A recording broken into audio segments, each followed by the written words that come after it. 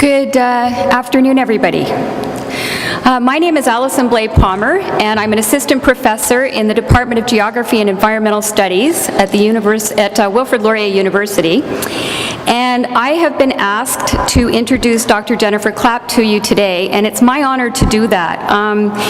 I remember hearing Jennifer speak when I was an undergraduate student and being really inspired by her enthusiasm and passion, and also by the breadth and depth of her expertise. At that time, she had just published what has been described as a seminal book on the political economy of the environment called Paths to a Green World, with Peter Dauvergne. Since then, Jennifer has been appointed to a number of positions, including a chair here at CIGI. She is also a professor in Environment and Resource Studies at the University of Waterloo, as well as their director for the Center of Global Governance Research. In addition to that, if that wasn't enough, Jennifer is also co-editor of the MIT Press publication, Global Environmental Politics. She's an editorial board member for Global Governance, and she's also a contributing editor for the very well-read Alternatives Journal. It's appropriate that this talk be held here at CIGI, where the vision is described as adding to the intellectual landscape both here in Waterloo and beyond, and also attempting to push the boundaries and encourage us to reach towards more resilient communities and multilateral governance improvements across the world. So with that said, this is a perfect venue for Dr. Clapp's talk today that's titled Over 1 Billion Not Served, the Global Economic Crisis in Food Governance. In this talk, Jennifer's building on work that she's done in the past, where unlike the reflection that did not follow really the oil and food crisis of the early 1970s, she has taken stock and assessed the conditions for the consequences of the global food price crisis of 2007 and 2008 that resulted in widespread hunger and civil unrest across the developing world. And that talk is that theme is captured in her co-edited volume that I see in the back on the table, The Global Food Crisis, Governance Challenges and Opportunities. And what Jennifer is going to be talking to us about today is drawing our attention to the fact that this global food crisis was overshadowed by the financial crisis in the latter part of 2008. However, that doesn't take away from what's going on in the realm of food. We unfortunately now have passed the 1 billion mark as being the number of people who are undernourished in the world. And this distances us even more from the Millennium Development Goals of having hunger by 2015 and getting that number down to 450 million people. So in this talk, Jennifer will examine the linkages between the global economic crisis, the rising hunger that's associated with that, and discuss the implications of various strategies for addressing the crisis and for food system sustainability. So it's my pleasure to introduce, and I hope you'll help me welcome Jennifer, and really look forward to hearing what she has to say.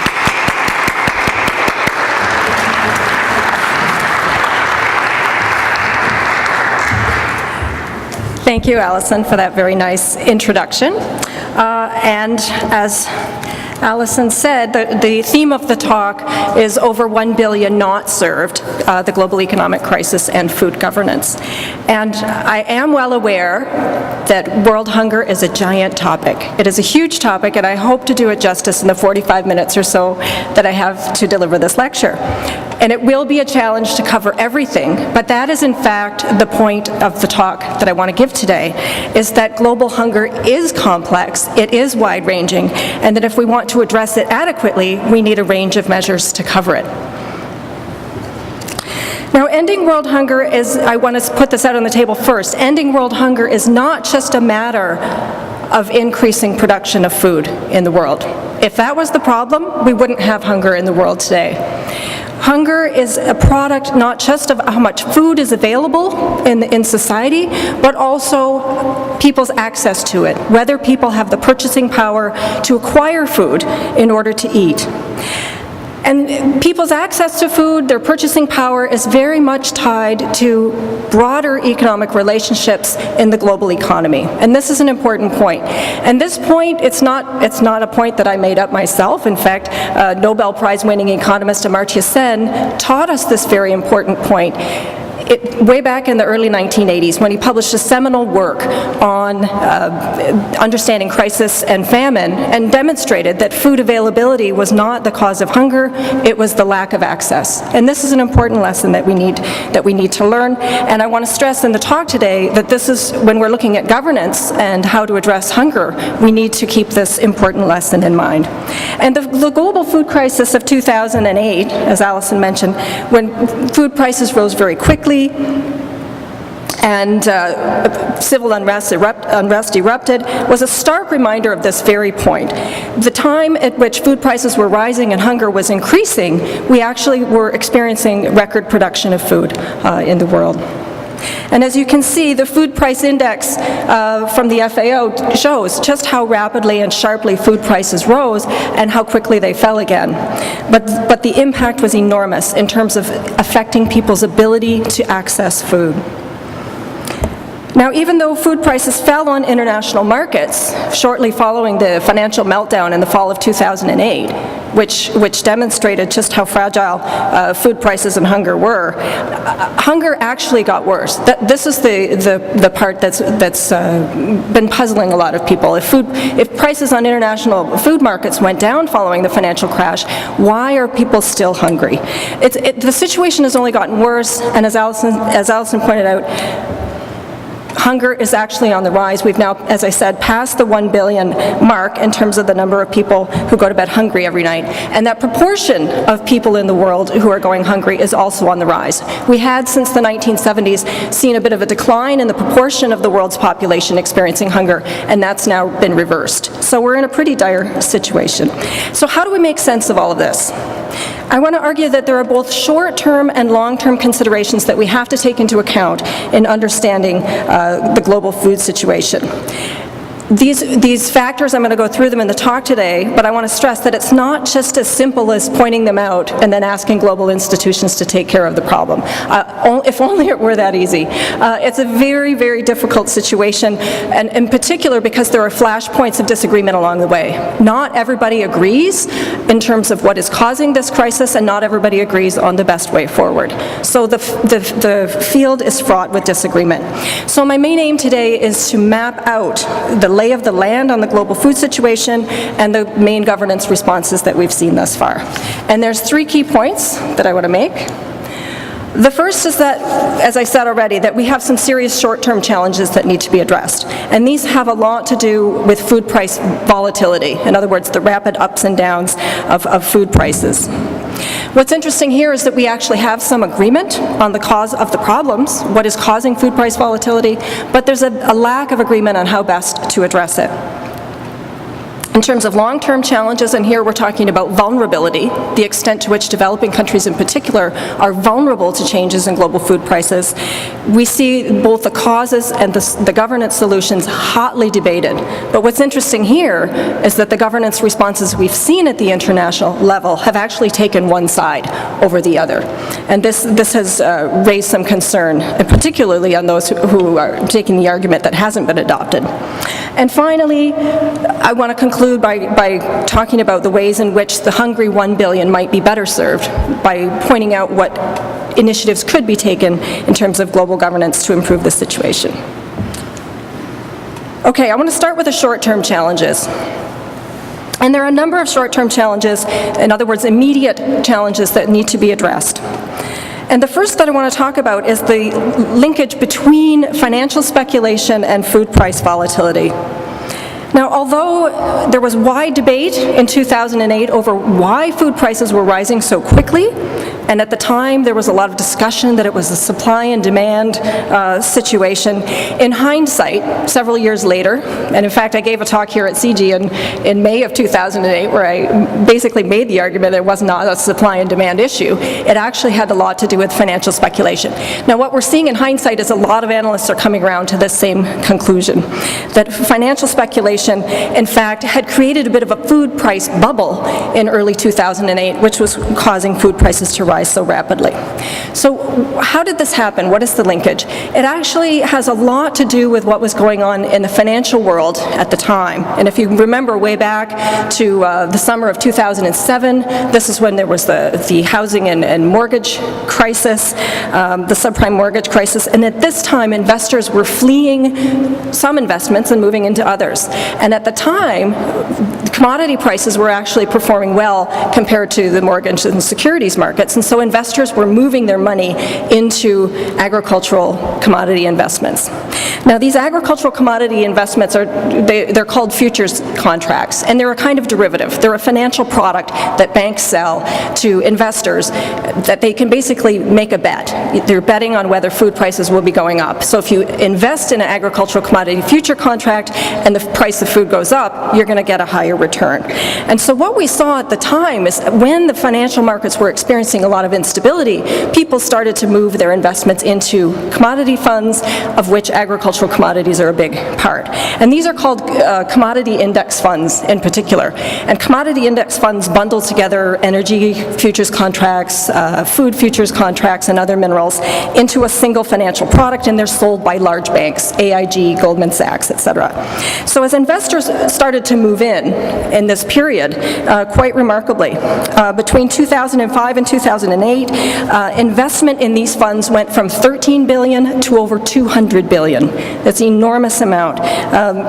This was a huge movement, and this was fueled in large part by financial deregulation that had occurred over the previous decade. What we saw in the 1990s and in the early 2000s was that the Commodity Future Trade Oversight Organization, the CFTC in the US, actually started to relax the limits that had previously been placed on investing in agricultural commodity future contracts. And I know that it's a bunch of, maybe a bunch of mumbo jumbo, but basically in the US there have been long-standing rules that say you can't invest huge amounts in agricultural commodity futures contracts simply as a speculative initiative because it will affect food prices. But what had happened in this period is that banks had begged the regulatory oversight agency to relax those limits, and they basically did relax them. So what we saw was big amounts of money from hedge funds, pension funds, etc., moving into commodity index funds, and this pushed up food prices. And it's not hard to see how that would push up food prices. As everyone's going in and buying futures contracts, then there's actually limited supply of these contracts and a great deal of demand. Food prices, as a result, went up.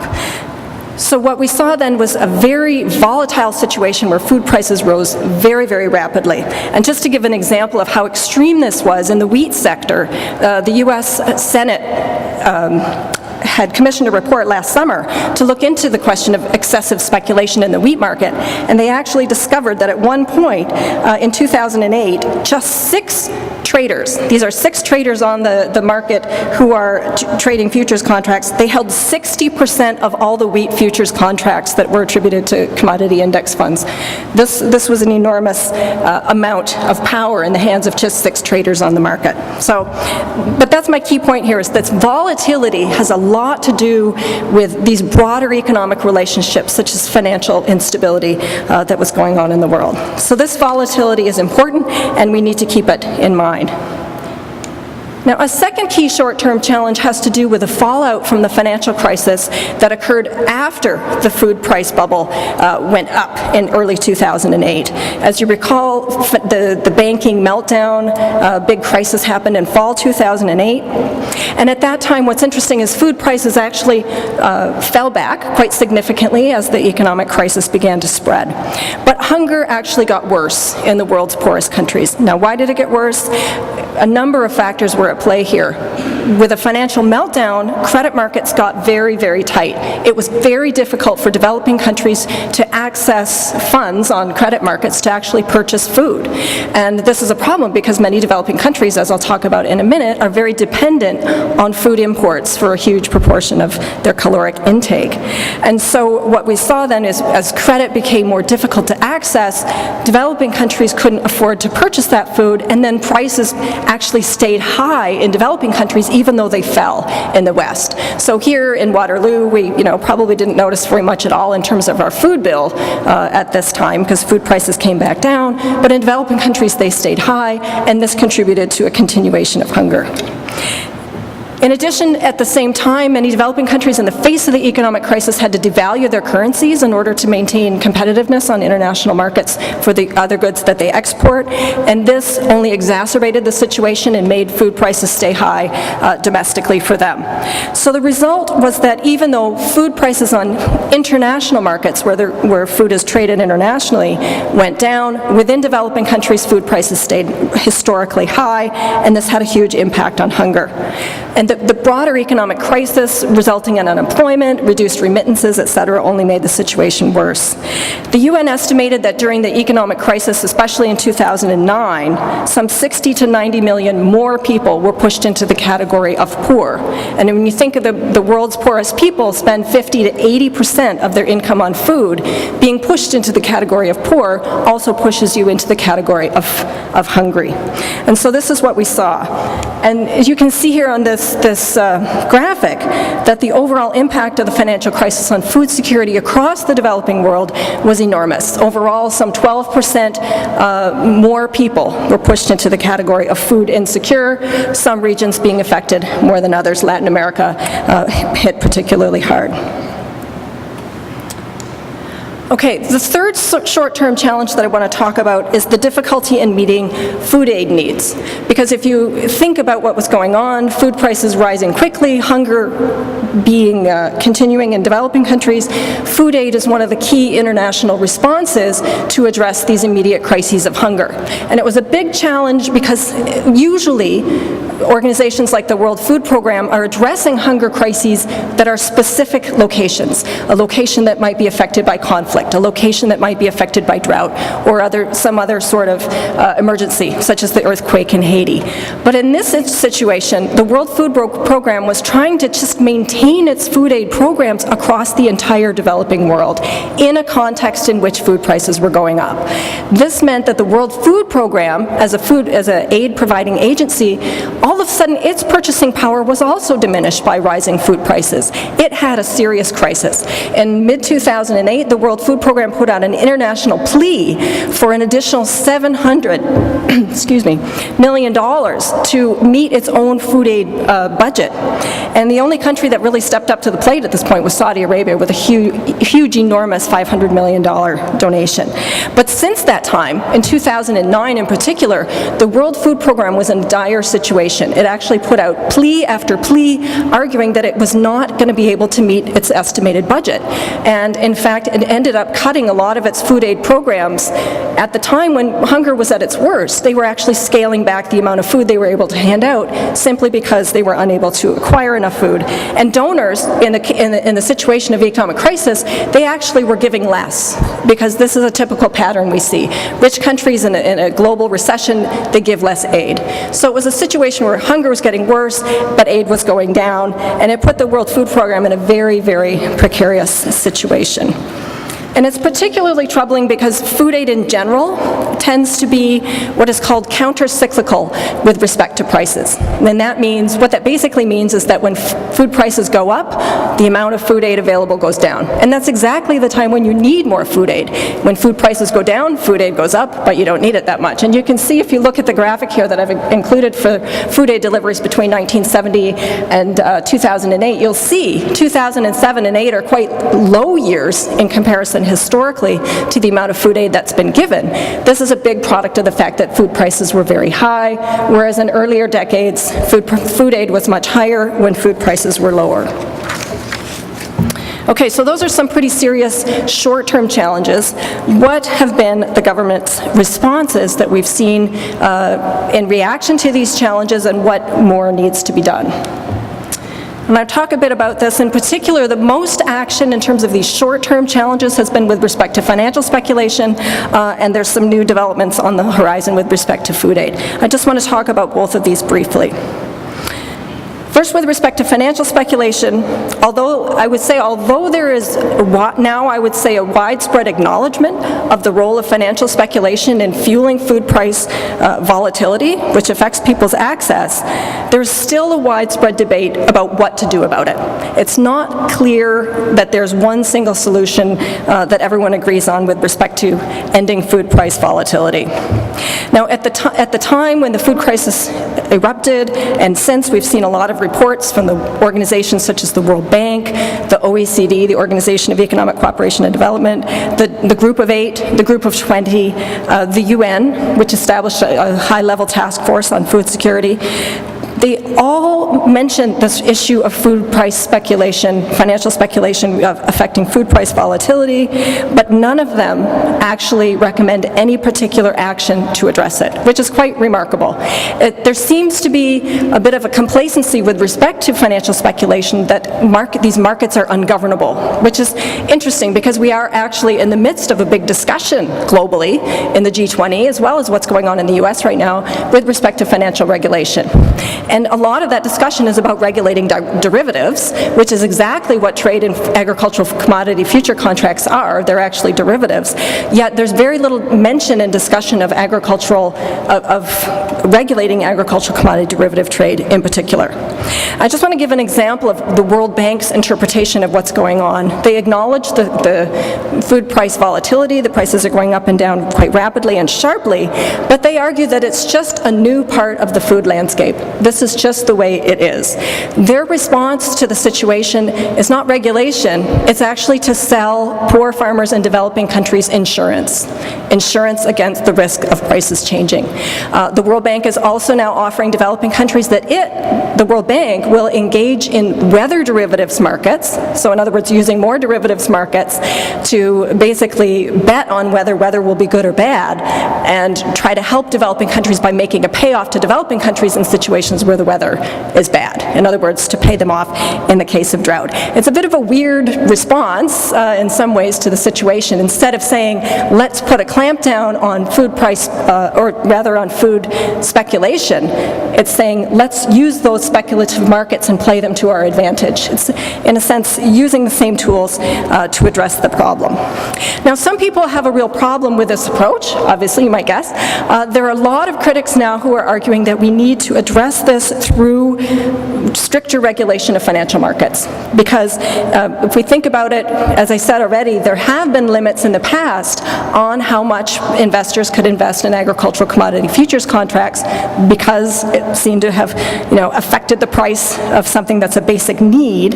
Now critics are calling for some sort of global agreement to actually get countries around the world to clamp down on their commodity futures markets and to put these limits back in place at a global level. Some NGOs are calling for this and really making this case quite strongly. And it's interesting that this debate is even going on within the United States. The Agriculture Committee of the Senate and the House have been debating this issue of agricultural derivatives quite closely, more so than any other country in the world, which is interesting because if you get the US on side, usually you can then get some kind of global agreement to follow. But we aren't there quite yet. If you've been following the financial reform debates, they're actually discussing this as we speak in the Senate today. They're expecting that bill to come onto the Senate floor sometime in the next couple of days. Whether it has a strong language with regard to agricultural commodity futures trade remains to be seen. I'll be watching the news closely. But I just thought you might find it interesting that they did include in the bill that they're going to ban all derivatives trade on box office movie derivatives, which is the latest thing that someone wanted to invent, betting on how movies do in the box office. So if the Senate and the House in the US can come to agreement that we should ban movie derivatives, you would think they might have some initiative to ban or at least severely regulate commodity futures derivatives. We'll see. We'll find out. Okay, now with respect to food aid, this is another interesting area in international governance that there's an opportunity at this time. There's an opportunity because there's an agreement out there called the Food Aid Convention, and I would guess that most people sitting in this audience probably have never heard of that convention before. It's a rather obscure convention, dates back to 1967, and the Food Aid Convention is a donor agreement, an agreement amongst the rich countries that give food aid, that they have to give a certain amount every year in order to maintain at least a minimum level of support for developing countries. The idea of this agreement is that it provides a backstop if there is a crisis. There will at least be a minimum amount of aid. But there's a lot of problems with this convention. There's a lot of problems in the sense that it doesn't do a lot to counteract the counter-cyclical problem with food aid with respect to prices. Because if donors miss their target and they don't give enough aid in one year, they can just make it up the next year without any penalty. And this only makes the situation of the counter-cyclical problem of food aid with food prices actually worse.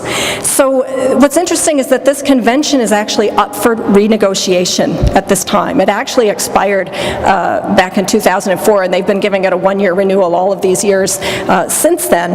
But they've actually decided now that this is the time that we actually need to do something about it because of the pressing food situation. What's really interesting here is that Canada is actually now taking up the chairship of this convention starting in June. So there's a real opportunity for Canada to take a leadership role in actually renegotiating this convention to make it more effective. And so there's a lot of activity within Canada and internationally to press our government to do something to make this treaty more effective. Now, there's a lot of problems with this treaty, and I don't have time to go into them all. But whether all of these problems are solved, again, that remains to be seen. It's unlikely that we'll see huge changes, I would guess, simply because of the financial implications for donors to radically change their policies. But I wouldn't close the door to the fact that we may actually see some small improvements with respect to the delivery of food aid. Okay, so that's what I wanted to say about the short-term challenges, but that's only part of the picture. The food price situation and the hunger situation also has to do with the long-term issues as well, issues of productivity and issues that explain the vulnerability of developing countries to changes, to these short-term changes.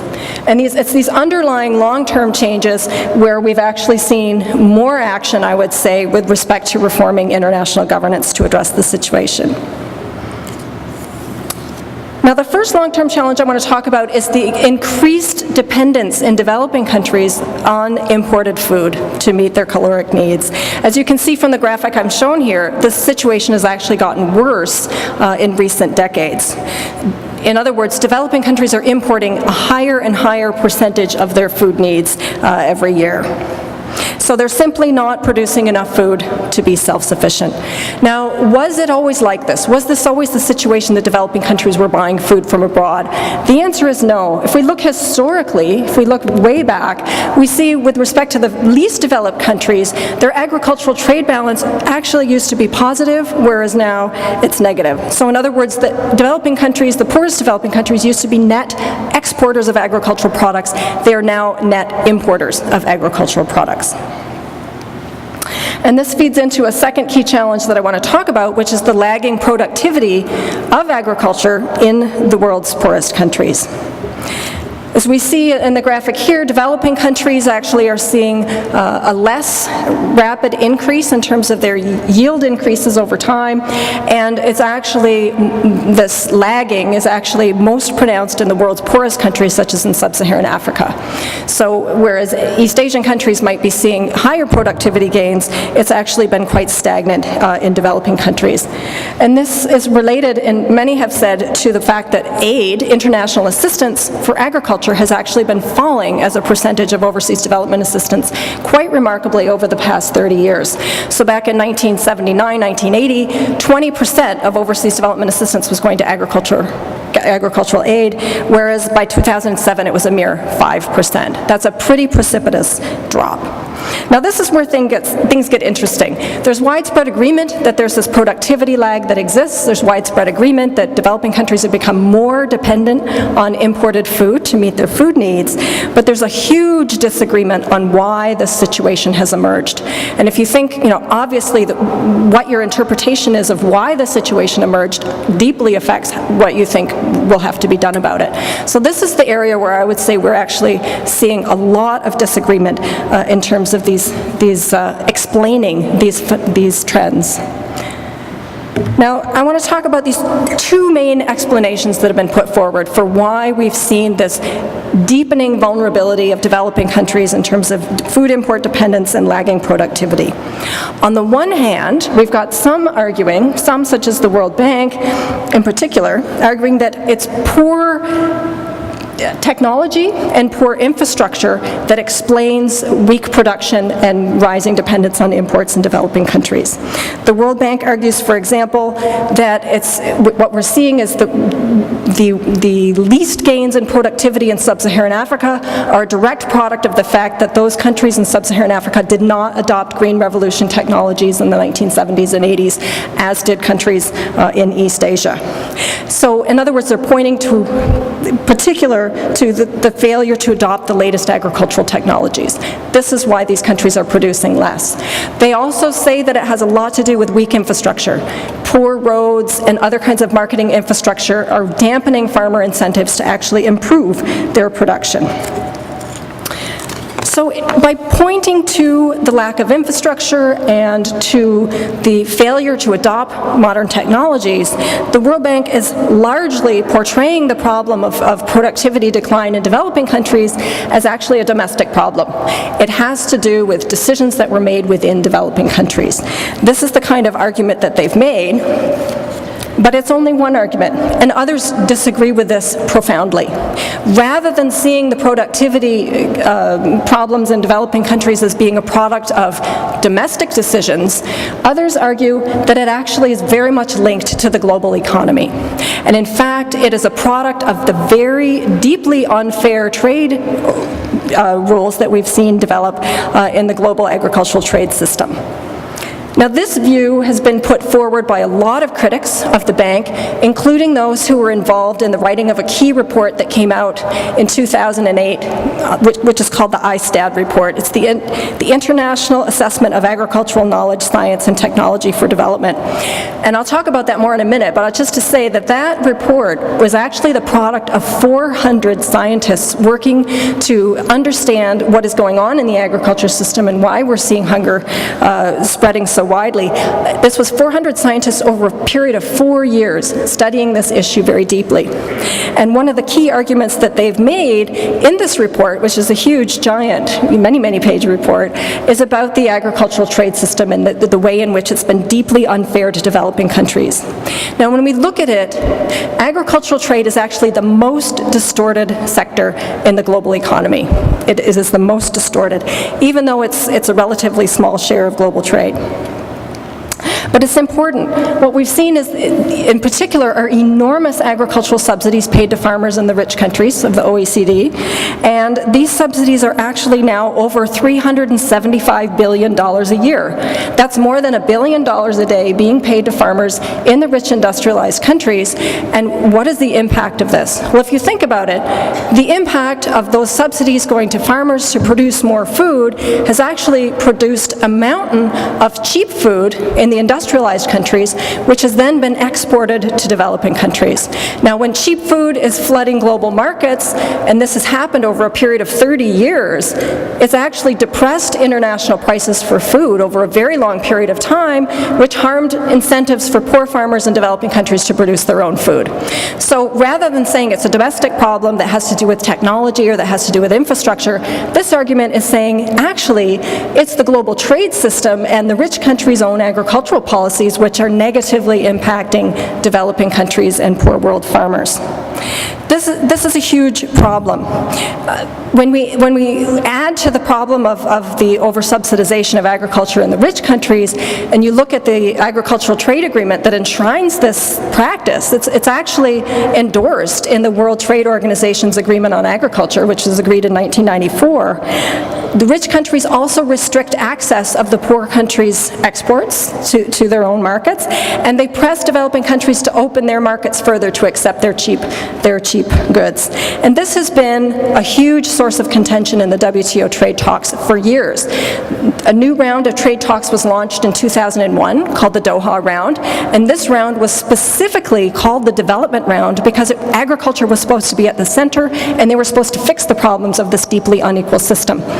However, these talks have been dragging on since 2001 with very little progress, and developing country farmers are deeply aware of this situation. They're very skeptical now of global trade in agriculture because they see it hurting their own productivity. What's interesting, though, is that international agencies have continued to give advice, international agencies meaning largely the World Bank, have continued to give advice to developing countries to import these cheap foods from abroad and to export their specific niche market products because that, they argued, is part of their own comparative advantage and they would benefit from trade. But the distortions in this sector, the critics say, are the key source of the problem.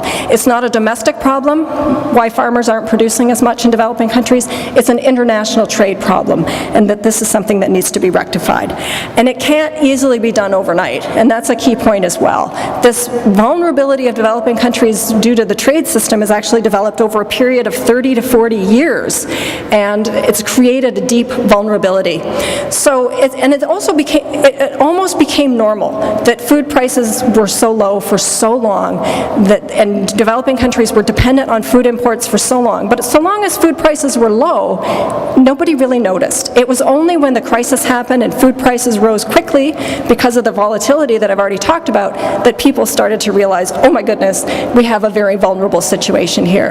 And even just a few weeks ago, it's interesting, Bill Clinton was testifying in the US Congress about a bill which has come forward for aid for Haiti in the wake of the earthquake. And he actually admitted that the agricultural policies, the trade policies that he pursued as president were wrong. He actually says, I'm sorry, I did this. This was terrible. It helped farmers in Arkansas, but it hurt Haiti. And it's amazing for a former president to make that huge admission of the situation. So it's not just radical critics who are making this argument. It's a lot of people who are pointing the finger at these trade imbalances. Okay, so we've got a huge disagreement then on what is causing these long-term vulnerability problems.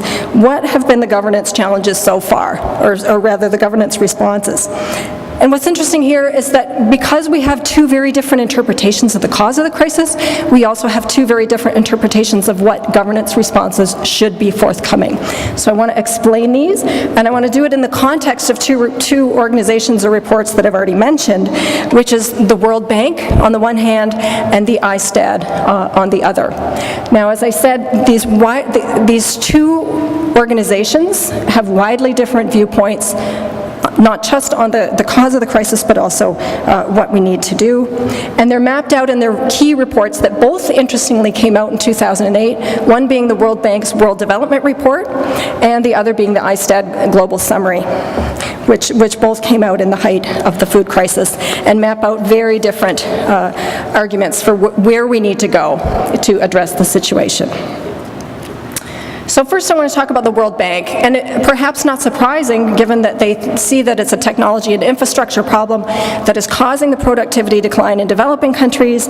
They argue that the way forward then is that we need to increase food production in developing countries using new modern agricultural technologies.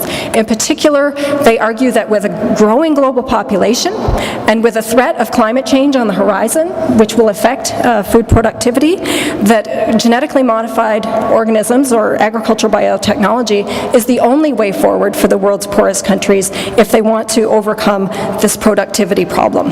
They are a huge supporter of moving in the direction of agricultural biotechnology and go to great lengths to argue that these new varieties, which are genetically modified, can provide drought resistance, pest resistance, and other sort of yield increasing properties that will be necessary in this climate challenged world. They also make a key argument that we need further trade liberalization, and this is quite interesting. Even though critics have argued that trade liberalization has been the problem to start with, they actually argue that more liberalization is good for developing countries, and in fact it's more important that developing countries open their markets to goods from Western countries than it is for Western countries to reduce their subsidies. They actually make an economic argument for this particular point, which is something I want to look more into, where their numbers came from. But they basically say that these $375 billion in subsidies every year that rich countries pay their farmers don't really matter. It's that developing countries need to open their markets further. They also stress that developing countries need to engage in global markets more fully by developing niche products that they can then sell into global food supply chains. In other words, selling pineapples and bananas and green peppers and green beans into global supermarket chains as a way in which they can then integrate into the global economy more fully and increase their incomes to reduce poverty. So that's the World Bank's vision, and they're very clear. If you read the report, though it's several hundred pages, it's very clear that this is what they would like to see happen as a key governance response to these long-term challenges. This is very different from the ISTAD report. The ISTAD and other critics have made strong arguments against the arguments of the World Bank in particular, and they've also offered alternative solutions. In terms of the critiques, they point out the limits and costs of agricultural biotechnology. I mean, to start with, there are all kinds of risks associated with the adoption of agricultural biotechnology, and that gets us into debates around science, but there are questions out there about safety for human consumption, about safety ecologically, whether we're going to see super weeds emerge, etc. But there's also questions of whether these crops are even ready. The World Bank has been pressing for adoption of agricultural biotech in the poorest developing countries, but in fact, even those in the agricultural biotech industry admit they don't have the crops ready to be available to poor country farmers to use, say, next year, or not even the year after that. They're saying that the development of these drought-resistant, pest-resistant varieties that are suitable for use in African soils are about 10 years out. So, in a way, it's not even quite ready yet. There's also concern about intellectual property right considerations, because a lot of the current agricultural biotechnology that we have available is actually controlled by corporations, and this raises questions about equity, etc., if we're asking poor country farmers to buy new seeds and then obviously pay for them, and this is going to have huge equity considerations. So as an alternative, those who put together this important report, they actually say that if we look closely at the research on other methods, such as agroecological methods of producing food, that we could see equal or even better results without any of the risks, and which would be much more equitable in terms of distribution. And this is what they put forward as a solution, rather than just focusing solely on ag biotech as the one silver bullet. They say we need a variety of methods. They don't actually rule out ag biotech as potentially one method of agricultural production, but it needs to be rounded out, they argue, with these agroecological methods, which are much less risky. And then regarding trade, the ISTAD also has some very in-depth chapters which deal with the global trade situation. They're very critical of the bank's push for further liberalization, which they see as actually a death sentence for developing countries. They say that pushing for more liberalization only makes developing countries more vulnerable on global markets and more exposed to price changes in terms of food prices. And they also point out that the advice the World Bank gives to engage more in agricultural food supply chains, particularly supermarkets, which are now increasingly huge global corporations, is actually reducing the voice of developing country farmers in the global economy. So they put forward an alternative which is focused on development of local food systems, which is less reliant on trade, but more resilient when we do see big changes in the global economy, such as occurred in 2008. Many call this a concept food sovereignty. It basically is saying that we should be giving countries and local communities the right to choose when they do and do not engage in international trade. It should not be a requirement, it should be a choice. And this is the kind of argument that they put forward. So obviously two very different views on this, not just the causes of this long-term challenge, but also the solutions moving forward. It's a field that is fraught with debate. But what's interesting to me as a sort of student of global governance, looking at, well, what has the global community done to address this situation? It's interesting that even though this long-term challenge is fraught with enormous debate, this is the one area on which we've seen some action in terms of a global initiative to address the situation.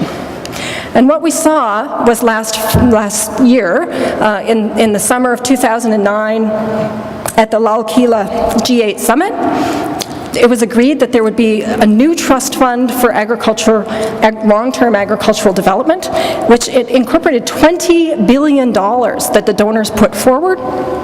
This was endorsed by the G20 in Pittsburgh in 2009, and this brought together what they're calling the Global Agriculture and Food Security Program, which has a horrible acronym. They needed to have thought more carefully about this before they decided on that title, because you can't even pronounce it. But what's interesting about this new trust fund and this new global partnership is they've decided to house it in the World Bank. So you can guess what kind of approach this global governance initiative is taking. So think about it. It's a huge amount of money, $20 billion. It's the only thing the global community has actually accomplished in terms of addressing the food situation, and it's almost entirely geared towards investment in new technology for agricultural productivity. This is interesting. It's interesting not just because they've taken a side and joined the side of the World Bank and said this is where it goes. It was also happening at the very same time that other organizations in the United Nations, such as the Food and Agriculture Organization, were actually developing their own long-term strategy for what needs to be done. And that long-term strategy was coming out of a UN high-level task force, which developed a comprehensive framework on agriculture, and the World Committee on Food Security, which was actually just revitalized in the fall of 2009 to include more civil society voices and to take a more prominent role in food governance. So what happened was the UN was positioning itself to take the lead on this issue, and the powerful countries, the G8 and the G20, decided to put all their money somewhere else. So they sidestepped the UN organization completely by putting it in the World Bank. And this has caused a lot of consternation amongst those who are on the other side of this issue. And these tensions were very visible at the World Food Summit in Rome in 2009, just a few months ago. It was remarkable, the extent to which these divisions were taking place. So this is what's happened in terms of investment, and just to stress again, what's interesting, the G8 and the G20 have also called for a swift conclusion to the Doha round, but I just want to stress that this is no guarantee that we'll actually see a better trade deal. And we've seen this go on, these talks go on since 2001, and the rich countries have been very reluctant to give up their subsidies. And whether we're going to get there remains to be seen. Some developing countries are actually now calling for an abandonment of the round completely. So that will be interesting to see what happens. Okay, Alison has given me the signal that I have to conclude, so I am at my last slides, I promise. Okay, the last thing I want to talk about is asking the question, how can the hungry 1 billion in the world be better served? This is something that the international community needs to address, and what's interesting is that, to me, is that the G8 and the G20, the only organizations out there at the international level with the money and the power to set the agenda, have thus far only taken a one-track solution. They put all their eggs in one basket. They put it in the technology basket. They want to see greater productivity, and they want to see it done with agricultural biotechnology. And this is interesting because we've tried this strategy before. The Green Revolution, going back to the 1960s, 70s, and 80s, was a similar project. It was all about new technology to increase production to address hunger. In other words, it was addressing hunger with a technological solution. We've tried that before, and we did not eliminate world hunger. World hunger has been with us, it has continued to be with us, and we need to take a broader strategy. So that's a key argument that I want to make today, in concluding, is that we need a multiple-pronged approach, going beyond just investment in technology. Because to come back to a point I made at the beginning of the talk, hunger is about far more than just productivity. So if we're going to address it, we have to make a much broader attempt than just adopting new technologies. Because increased productivity will not guarantee access to food.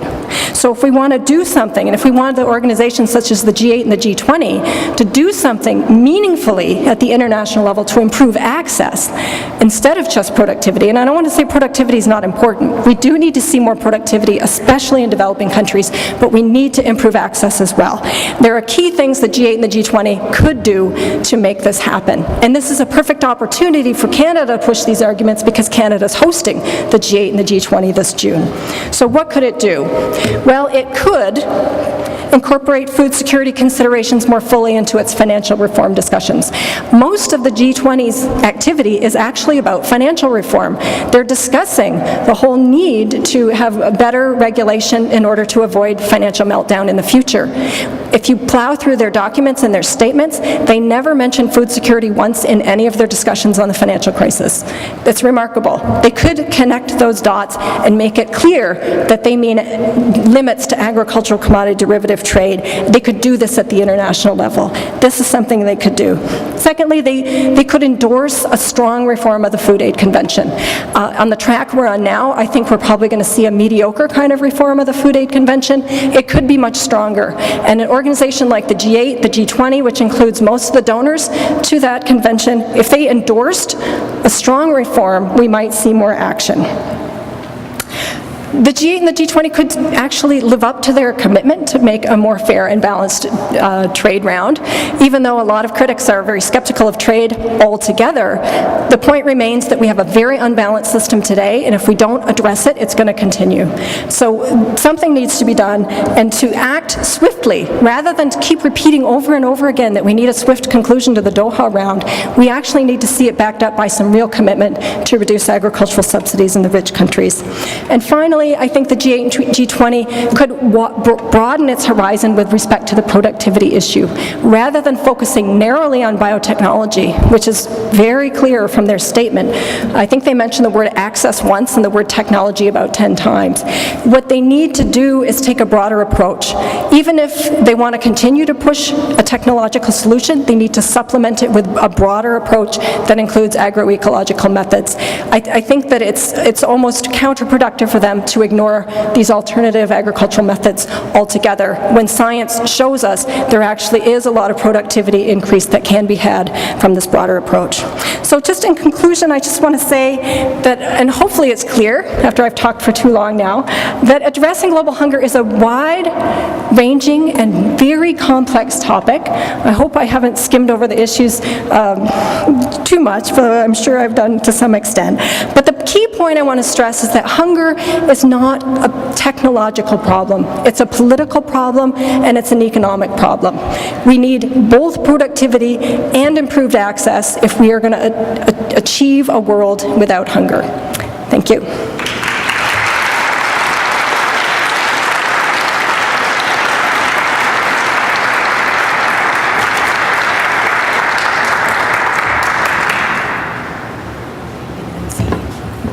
That was amazing. That was just such an unbelievably succinct and wonderful overview of an incredibly complex set of circumstances. We're very lucky to have Jennifer here to talk to us today about this really pressing matter for humankind. And I think now we have probably about 5 minutes for questions. So we have a microphone here in the middle. If people would like to just go to the mic, line up and ask your questions to Jennifer, I'll hand the mic back to her, and then we'll wrap up quickly after that, okay? Thank you again, Jennifer. That was just phenomenal. Thanks, Allison. Thank you. Hello, Jennifer Agathon-Kiewicz from CIGI. Since hunger and food security, as you said, are political problems rather than productivity problems, what do you think are the chances for the G20 to actually reach a decision? We've seen in international cooperation in the past that decisions are much more likely to be made in unforeseen circumstances, in like what we've seen with the economic crisis, which is now slowly being subdued, and other issues are taking the forefront. What do you think are the chances that once the economic crisis is sort of bygones, they will actually make a decision on anything? Thank you, Agatha. That's a really good question. I do frequently wonder, as we seem to be crawling out of the global economic recession, at least in the West, whether we've missed the opportunity for meaningful reform, both on food and on finance. And I think that's one of the key areas that we need to address, is to reach that kind of agreement. The one hope I have, though, is that if the bill that passes, and the Democrats say they're going to get a bill, we'll find out. The Republicans are threatening the filibuster of the financial reform bill. But if it passes, and if it includes strong language on addressing agricultural commodity derivatives, I would not be surprised to see the U.S. push that in forums such as the G8 and the G20 to ensure that other rich countries that have these future markets will actually do the same. So I have a shred of hope that we will see something, and that news will be coming out within a couple of weeks. We'll know what that bill is going to look like. So I think that's typical that, as you said, we usually see these kind of big changes in a crisis, but you also see them if the big players tend to adopt them at home first and push them on the rest of the world. So I'm hoping for the latter in this instance, so we'll see how that plays out. Yes? You don't mention the armed conflict or the armed culture contribute to this hunger over all the world. Thank you. Sorry, I'm not sure I heard. The armed culture. Yeah. Yes. Is a contribution to all these hunger in the world? Definitely. Conflict is a huge issue which disrupts the movement of food around the world. It also disrupts the ability of agencies such as the World Food Program to deliver assistance. So I definitely see that as a big problem. And it's also a problem where we might see more conflict erupting from the general situation of hunger and economic crisis more broadly. So it's feeding the situation in two different ways. But I agree with you, it's a very important issue. Any environmental catastrophe, such as droughts, for instance, or the land reform, we have resources like water, like pesticide. Is it possible that these factors involved on this hunger or poverty for the same reason? Land reform. That's exactly, it's another huge issue, and especially relevant in certain parts of the world, such as Latin America, where if we saw a more equitable, is this what you're getting at? If we see more equitable distribution of land, we would see different changes in terms of the way agriculture is practiced, and it might be much more sustainable. I agree with you. Thank you.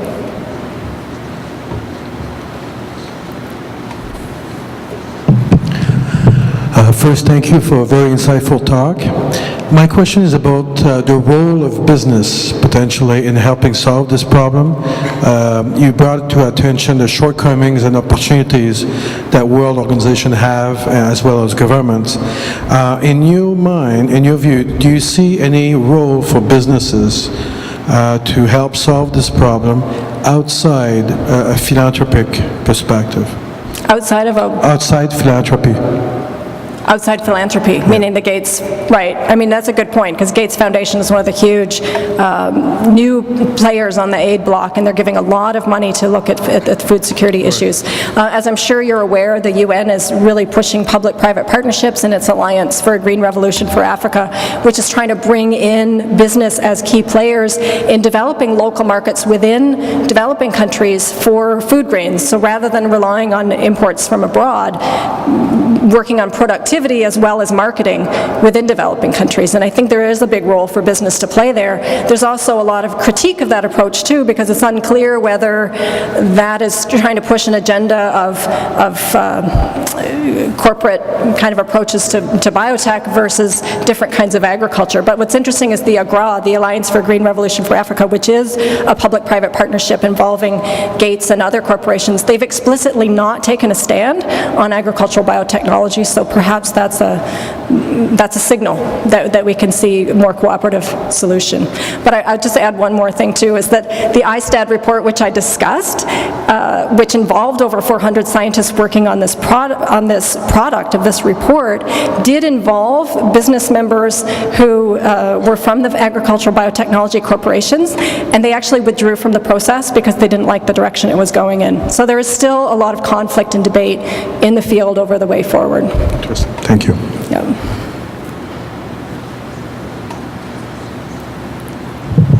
Hello, good afternoon, and thank you very much for making such a complex issue so simple for some of us to understand. My question relates to local knowledge, and some of these issues that affect some of the developing countries.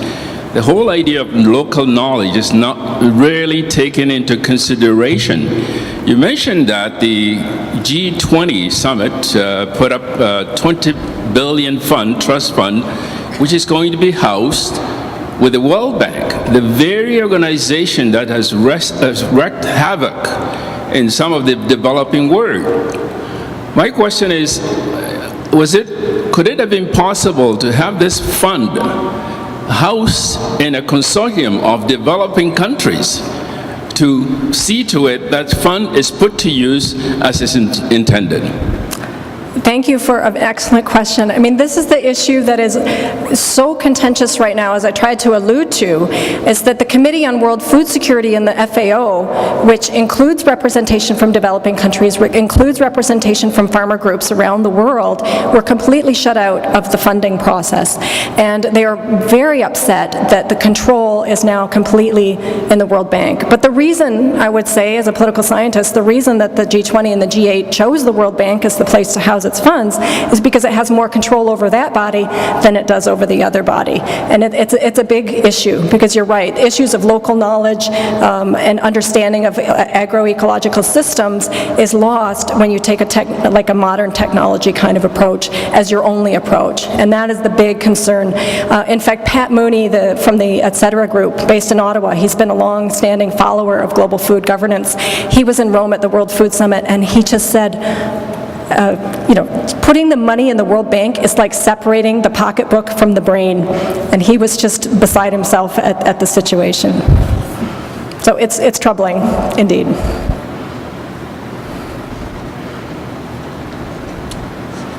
Just a quick question.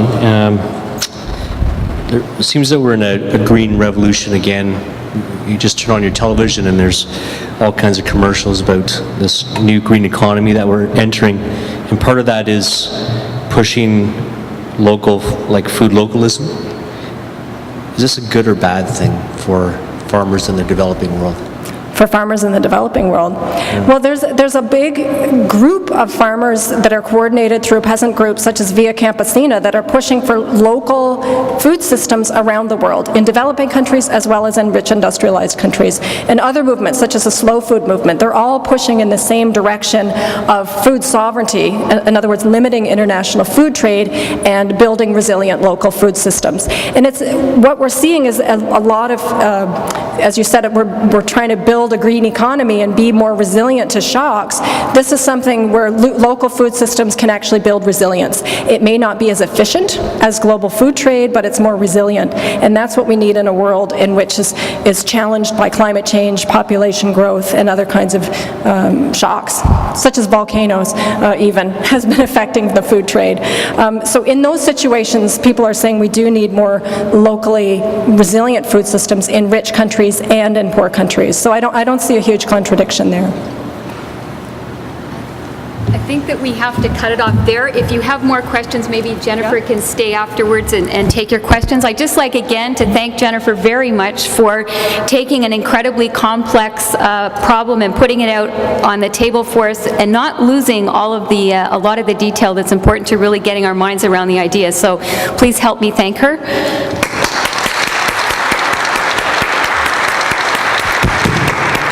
And also, thank you to CIGI for sponsoring this talk. It's really wonderful that we have this facility to be able to host these kinds of events, so thanks to CIGI as well.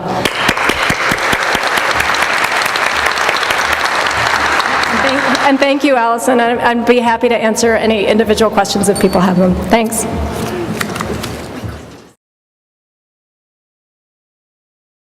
Is complex, it is wide-ranging, and that if we want to address it adequately, we need a range of measures to cover it.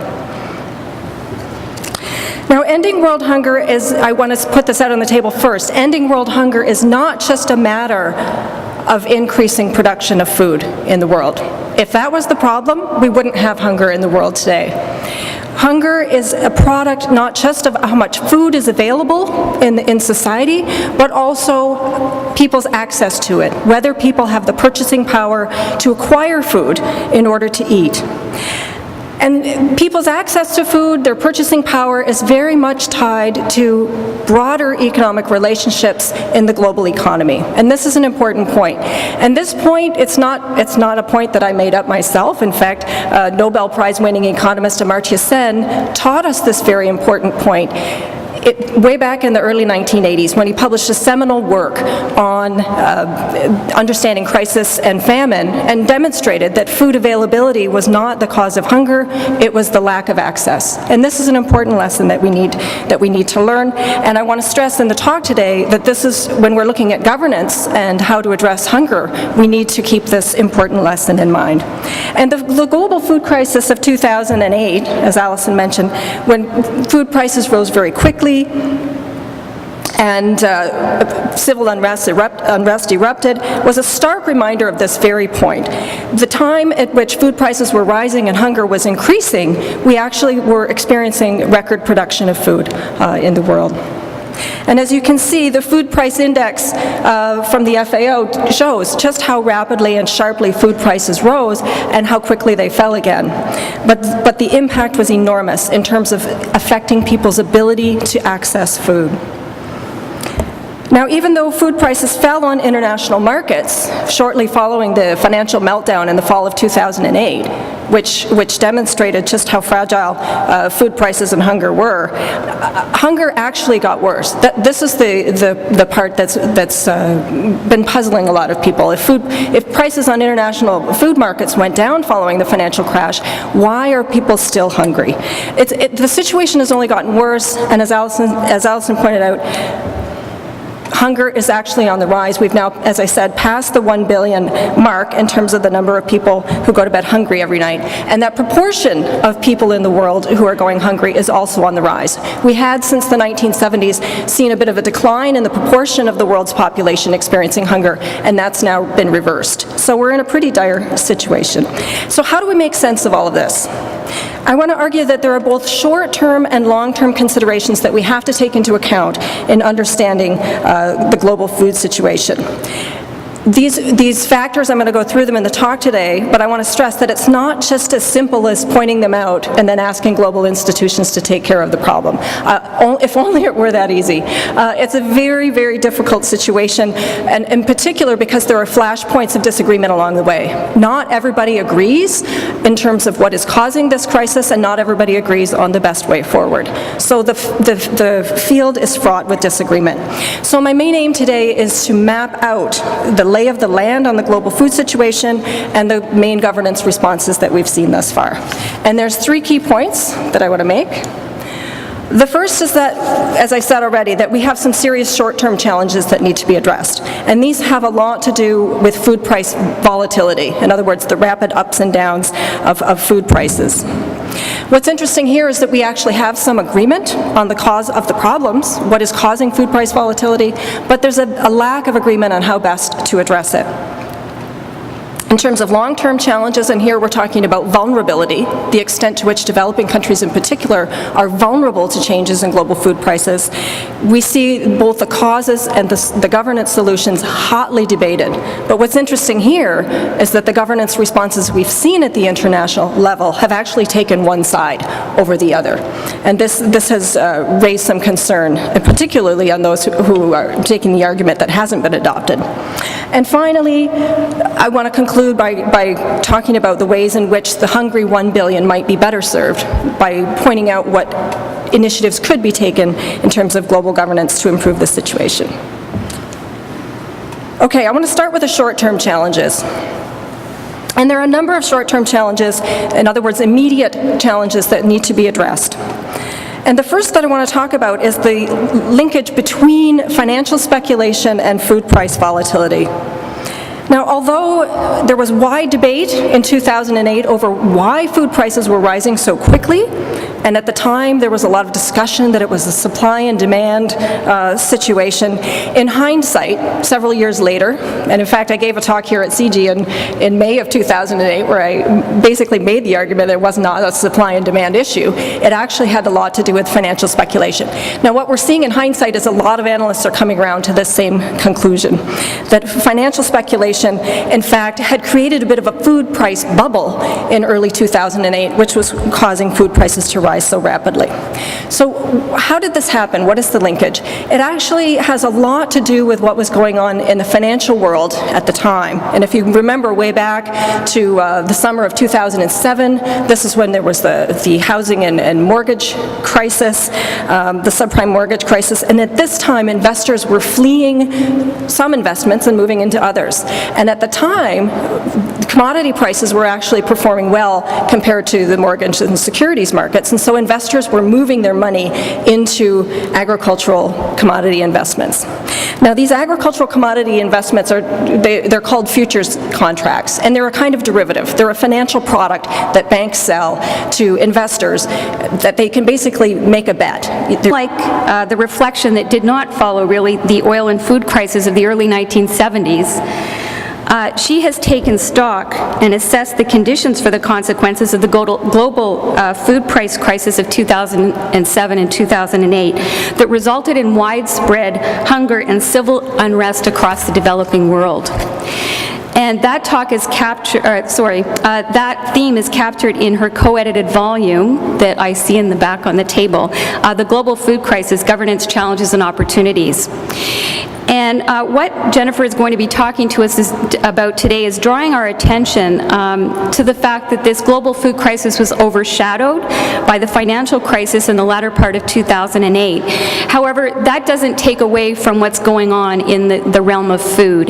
We unfortunately now have passed the 1 billion mark as being the number of people who are undernourished in the world. And this distances us even more from the Millennium Development Goals of having hunger by 2015 and getting that number down to 450 million people.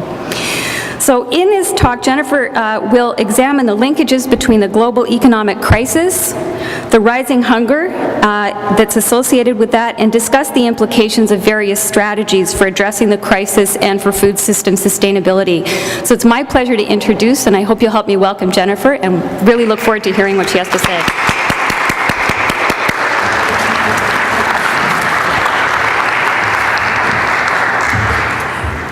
Thank you, Alison, for that very nice introduction. And as Allison said, the theme of the talk is over 1 billion not served, the global economic crisis and food governance. And I am well aware that world hunger is a giant topic. It is a huge topic, and I hope to do it justice in the 45 minutes or so that I have to deliver this lecture. And it will be a challenge to cover everything, but that is in fact the point of the talk that I want to give today, is that global hunger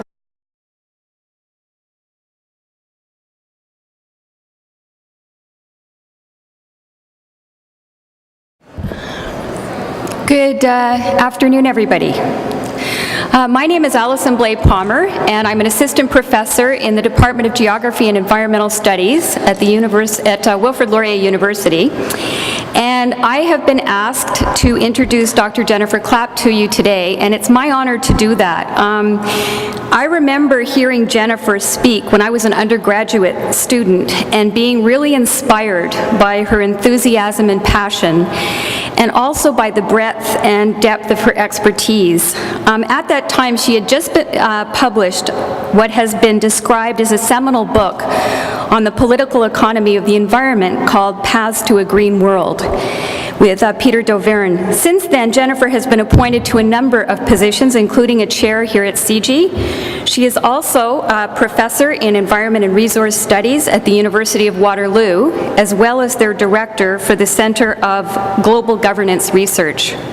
In addition to that, if that wasn't enough, Jennifer is also co-editor of the MIT Press publication, Global Environmental Politics.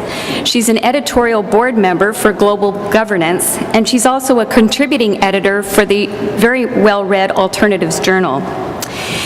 It's appropriate that this talk be held here at CIGI, where the vision is described as adding to the intellectual landscape both here in Waterloo and beyond, and also attempting to push the boundaries and encourage us to reach towards more resilient communities and multilateral governance improvements across the world. So with that said, this is a perfect venue for Dr. Clapp's talk today that's titled Over 1 Billion Not Served, the Global Economic Crisis in Food Governance. In this talk, Jennifer's building on work that she's done in the past, where